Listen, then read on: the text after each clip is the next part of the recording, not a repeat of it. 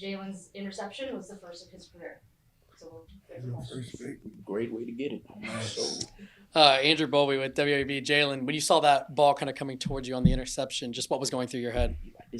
finish the game, seal the game. This is it. This is that play to get the W. So I made it happen. And you guys had been, coming close to making a big play on defense all night, and, you come up with the one at the very end. Just what can you say about the team's defensive performance tonight? Just playing until, those double zeros on the clock, keep on playing through the fourth quarter. Just play our defense, Just don't stop playing and have high effort throughout the whole game. That's really it. Grant Key for WAB. Rodney, walk me through that touchdown you had. I know been pretty good with the jump balls, just finding ways to get open. Should have had that Hail Mary last game. Get that one. Just walk me through that one. So I can't even remember what the play was or what route I was running. I just know I was running the in-breaking route. I seen Parker scrambling, and he's someone who, no matter how collapsed the pocket is, he'll be able to stay on his feet. So I see him scrambling. I know I'm open, but he tells me to go deep. So I went deep, and then I just seen the ball in the air. I seen it was a bit underthrown, so I just came back to it. Yeah, just made a play. I turned around, I seen he was on the ground. I'm like, yeah, I got to score. So, I love a play. Yeah, Did it ever cross your mind that maybe you guys had scored too early? Did anyone say hey, slide down or anything like that? Nah, it wasn't anything like that because I know I trust the guys on the defensive side of the ball. So you gotta have faith that the guys on the other side are gonna take care of the win. So.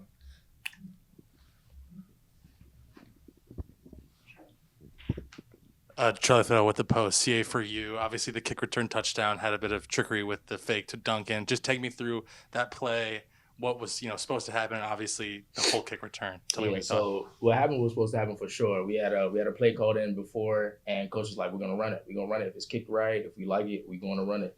And it all fell in place. The defense, the kickoff team flowed with Duncan to the boundary side, and then the field side opened wide up. I seen it. I'm like, "Oh yeah, here we go. It's time to go." Yeah. Cam Robertson with the Athens Messenger. Jalen, kind of sticking with the big plays. You guys get that big goal line stop there in the second quarter from the 1 yard line. You guys three straight stops. Then you force that false start and force them to get that field goal. How big of a momentum swing was that for you guys to be able to stop them there and hold them to a field goal?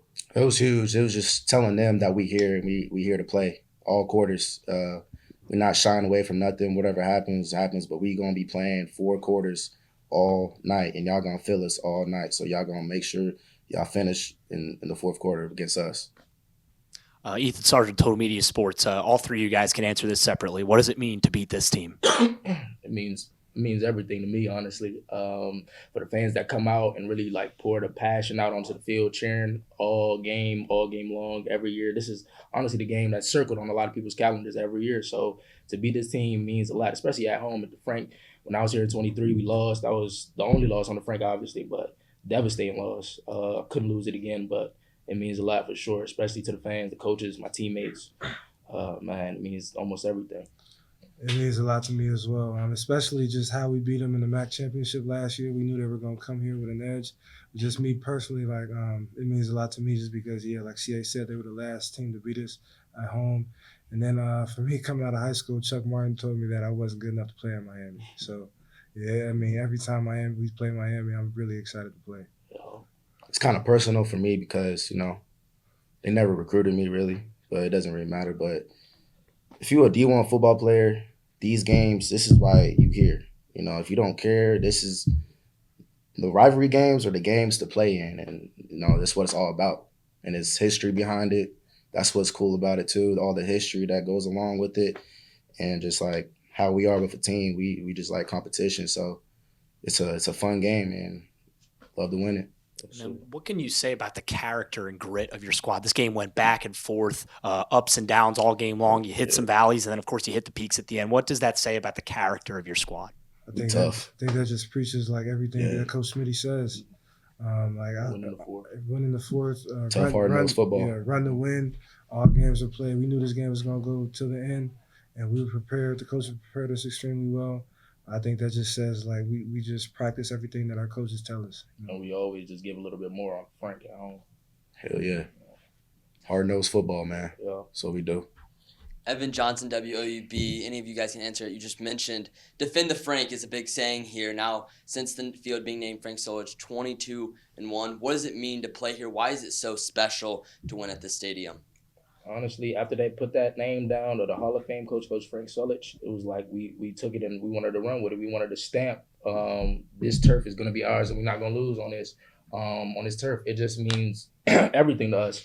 And when we went on that win streak, starting off in 2022, we just knew we could take this for however long we can. And it just means the world to us to play on that field. Like I said, the fans show up every week. We got the best fans in the MAC, if not the nation. So we just always want to show out for them because they always show out for us. So why wouldn't we do that the same for them, honestly? There's no other MAC game like there is on Peter. I'm telling you. No other MAC game like it. It's fun. Yeah, it's fun. Owen Lipstrew with the Post. Question for any of you guys. Obviously, first half was really defensive, but then offense started to explode in the second half. Just what is it like on the sideline for just in your head mentally when the pace of the game starts to change? Keep going. Don't stop. Something's gonna happen. Something big's gonna happen for this team, and you always want to be ready for it. Believing in the defense. For me, believing in the defense in my head. Like defense gonna keep stopping them. Defense gonna do what they do to step up. Now offense got to go out there and do what we do. Honestly, that's my thinking.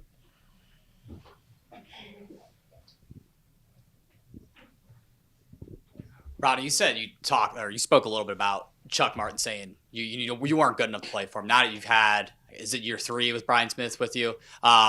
Just talk to me a little bit about your relationship with him and just him trusting you. You're kind of seeing it a little bit here in your senior year, like kind of come to fruition.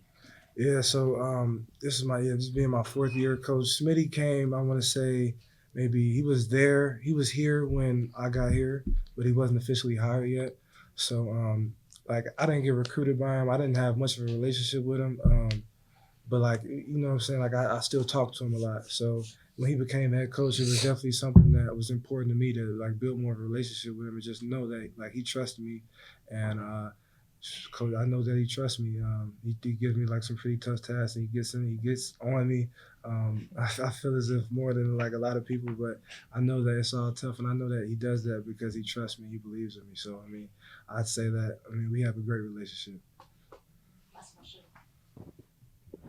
CA, what does it mean to be back? Obviously, you go to Minnesota, now you're back here at Ohio, and you've had such a great season now in your return. How good does it feel to be able to feel the love once again from the fans here, Pete? Honestly, I just remember coming back in January, man, and just walking. I remember going to get something to eat on Court Street, and somebody said they seen me, man, it's great to have you back. And it was just no hate when I came back, man. I loved it. It just meant a lot. The fans was something that I loved even before I left, and the fans kind of brought me back, man. And Coach Smitty, obviously, too, with him being my running back coach before I left. But, man, playing in front of the fans is something that you can't even really explain. This is an experience I'm definitely going to miss. The fans are everything out there. My teammates, man, it's a lot of the guys that I came back into. I love them guys, still love them guys forever. But the fans show so much love, man. I can't explain it. It's hard, man. But being out there, running, doing what I'm doing, hearing them cheer all the time is just, I love it, man. It's an experience that you can't just explain. I'm sorry. Last question here, guys. Win number 6, bowl eligible. What does it mean to get that on the books against this team in particular? It's live. You want to treat it like it's just any other game, but it's not. It's Miami, and then it was the game to get bowl eligible. But we have our sights set on just finishing out the season strong, so we're ending up in Detroit again. Yeah, I want that MAC championship. And keeping them out of 6 wins too was real great to see. Yeah, real great.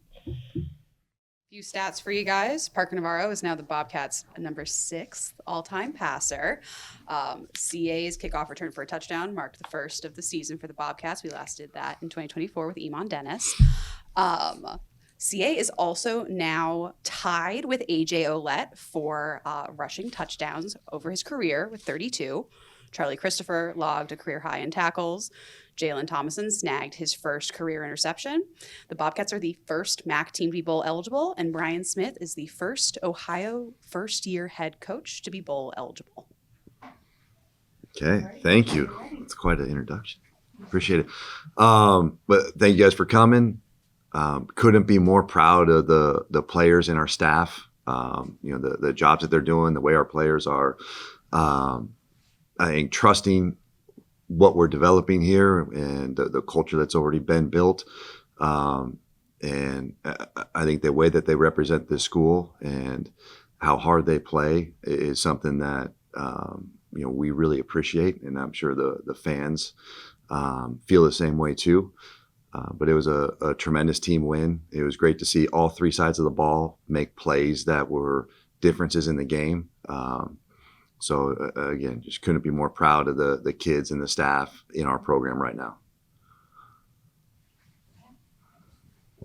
Andrew Roby at WB. Coach, is there anything that's special about the games where you wear the lays? Because you guys seem to perform a little bit better in them. I guess here they tend to be more home games, which our guys tend to rise up a lot more on the Frank than not. No, the games of significance, typically is when we'll do them. Gifts for my family, and typically it's for well wishes and sign of love and respect. Yeah. And just how proud are you of the special teams unit? Dave made a bunch of kicks. Blake Guffey made a tackle at the end on the kickoff. And then, of course, CA had the long touchdown. Just how proud are you of the special teams unit to deliver some big plays in this game? Extremely proud. That's a group that's been a work in progress all year long, and everyone knows that.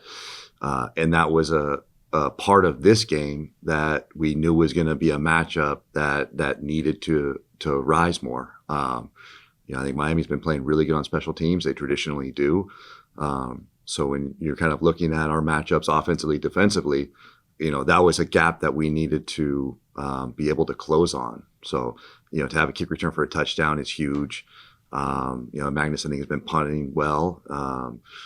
There was smarter decisions, I thought, on special teams, and then obviously covering that last kick was big as well. So yeah, very proud of how those guys are doing, and how Coach Cav is coaching them, and that they're trusting and believing in what he's doing, and they're getting better throughout the year. Ethan Sargent, Total Media Sports. C.A. McGurra leaves the program last year, and he comes back this year, and he's been one of, if not the best running back in the Mid-American Conference. And tonight he was fantastic, had that long kickoff return as well as plenty of rushing yards and that wrong touchdown as well. Mm-hmm. Just how valuable is he to this program, and how much did it mean to be able to bring him back? And the results have clearly paid off. Very valuable. He's a huge part of why we're successful on offense, and him and I had a really good relationship, coaching him for my first 2 years here. And when he left, I understood kind of where he was at mentally, what he was thinking, what his aspirations were. As the season was going on and I kind of looked at how he was doing, I always thought there was an opportunity that he may get back in at some point. And once he did, just reaching out, I think the relationship that we have, the trust that we have, made it the right fit for him for his last season of college football, and he's making the most of it. And I think that you're seeing with him is how hard, how physically he plays, and the determination he has with some of these runs. It's really impressive. And the one word that I would use to describe this game was gritty. Went back and forth. You guys had valleys, you guys had peaks, and you peaked late, and it worked out well for you guys. What does that say about the determination and grit that your team possesses, and it really comes out here at the Frank? Yeah, I think it means that they're believing and trusting in the way they're getting coached and what our mindset is going to games. We push very hard on our toughness, how hard we play, and playing a full 4-quarter game, and it's ingrained in the culture that's been developed here and that we're continuing to develop. And I think that just shows that they believe in what we're doing. Things we talk about a lot is care and trust. I think our kids really care about each other. They care about the program. They care about winning. And then they're developing a lot of trust, and that means they're believing in each other, which is great. It's what you want. Sheffield with the post, Coach. The defense all night was tough, resilient. Held Miami to just 20 points. Only 3.5 yards per carry. What can you say about their effort and their grit tonight? Yeah, the way they played in the first half was awesome. Knocking out the run. It took the offense a while to kind of get going.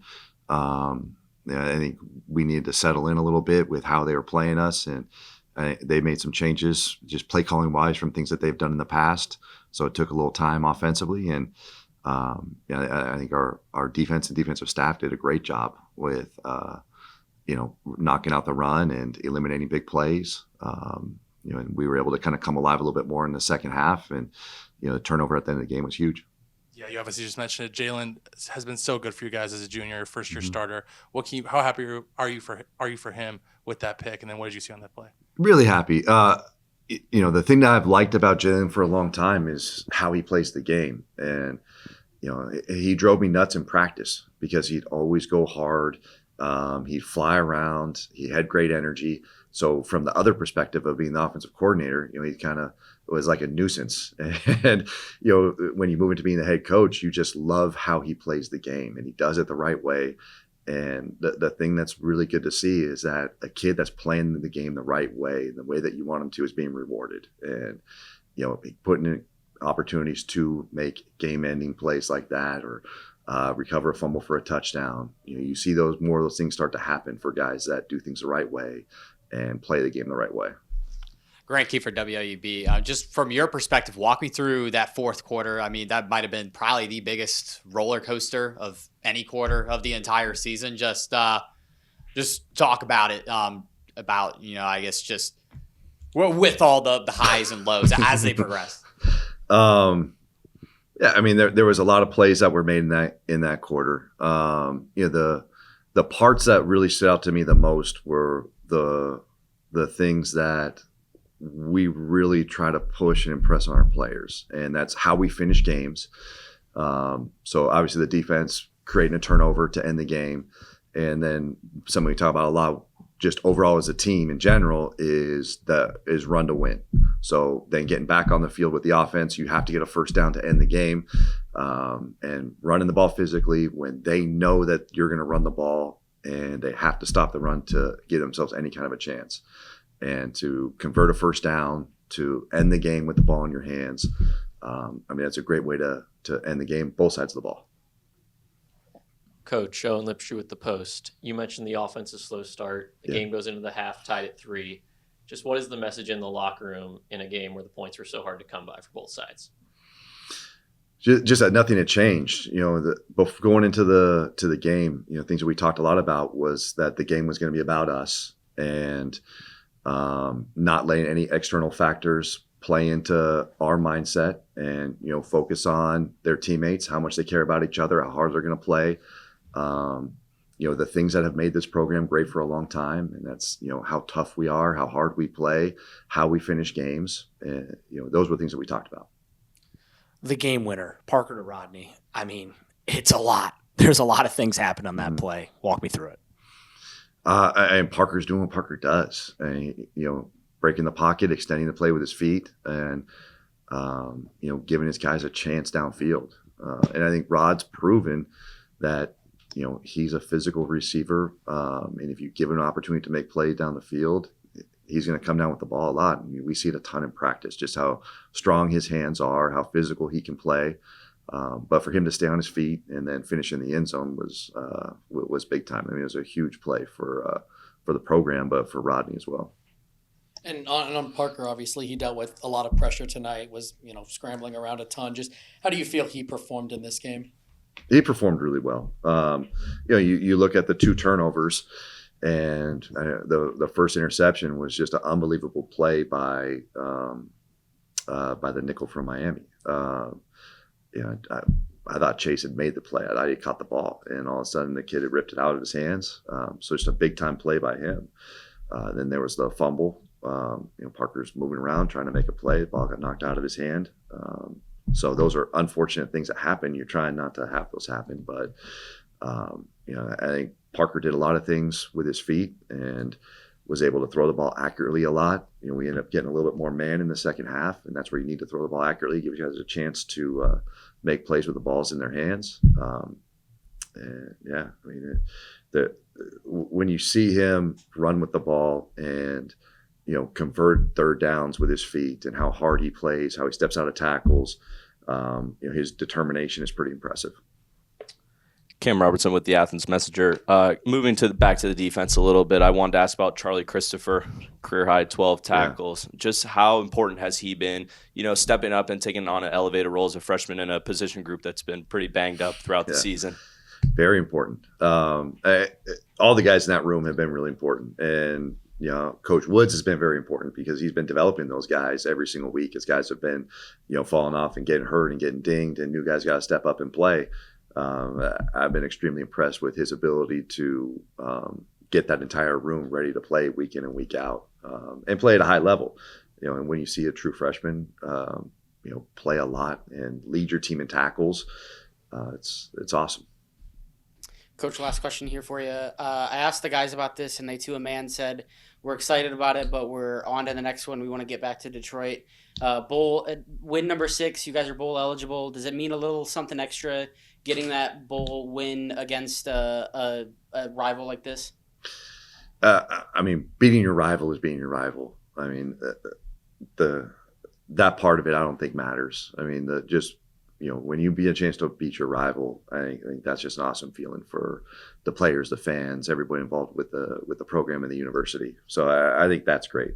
The big thing with the becoming bowl eligible to me is that all those guys just earn another game. So something I'll talk weekly with the offense. It's kind of my Saturday meeting with them when I'm done watching film with them is, we'll talk about how many games are left in the season, how many more opportunities they have to play together, and to appreciate every single one of those opportunities because it goes fast. So today it was, you guys got 4 left that you're guaranteed this season. So appreciate it. Enjoy these times with your teammates, and because you don't get those back. But today was their opportunity to get a chance to earn another chance to play with their teammates. And now they are still on track to try to earn another opportunity to play with their teammates. And, I think appreciating every single one of those opportunities to compete and play is something that they should really enjoy.